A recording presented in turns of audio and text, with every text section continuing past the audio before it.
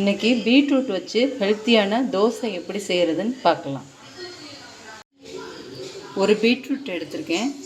சின்ன பூண்டில் ஒரு 6-7 பல் பூண்டு எடுத்திருக்கேன். 4 வரமிளகா, 1 ஸ்பூன் ஜீரகம். இது எல்லாத்தையும் அரைச்சி எடுத்துக்கலாம். லைட்டாக உப்பு ஆட் பண்ணிக்கிறேன். தோசை மாவுலேயும் உப்பு இருக்கும், அதனால் லைட்டாக ஆட் பண்ணிக்கிறேன். மாவு எடுத்திருக்கேன். இந்த மாதிரி தண்ணி ஊற்றி அரைச்சிக்கோங்க. இப்போ இதை சேர்த்து கலந்துக்கலாம். இதை நல்லா கலந்துக்கலாம். மாவை நல்லா கலந்தாச்சு. இப்போ இதில் கொஞ்சமாக வெங்காயம் தாளிச்சு, உங்களுக்கு வேணும்னா வெங்காயம் தாளித்து போடுங்க, இல்லைன்னா தேவையில்லை. சும்மாவே தோசை வெறுமனையும் ஊற்றலாம். நான் கொஞ்சம் தாளித்து போட்டால் டேஸ்ட் நல்லா இருக்குமேன்னு நான் கொஞ்சம் வெங்காயம் தாளித்து போடுறேன்.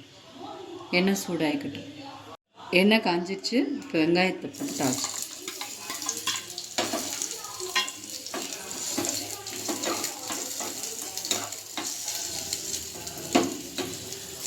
இப்போ ஆஃப் பண்ணிடலாம்.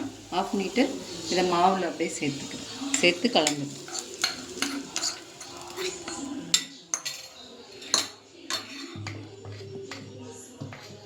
உங்களுக்கு விருப்பம் இருந்தால் வெங்காயம் ஆட் பண்ணுங்கள், இல்லைன்னா தேவையில்லை. வெறும் மாவில் வச்சு தோசை ஊற்றிக்கலாம்.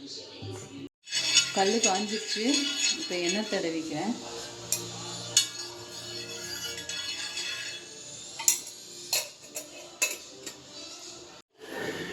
தோசை ஊற்றிக்கலாம்.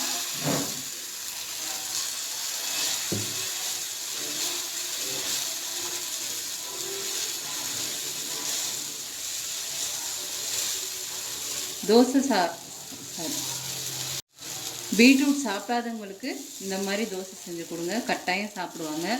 நல்லாயிருக்கும், ஹெல்தியும் கூட.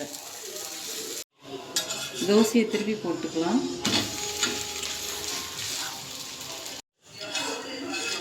இப்போ தோசையை திருப்பி போட்டு எடுத்துக்கலாம். பீட்ரூட் தோசை ரெடி ஆயிடுச்சு. நீங்களும் வீட்டில் செஞ்சு பாருங்கள். லைக் பண்ணுங்கள், சப்ஸ்கிரைப் பண்ணுங்கள்.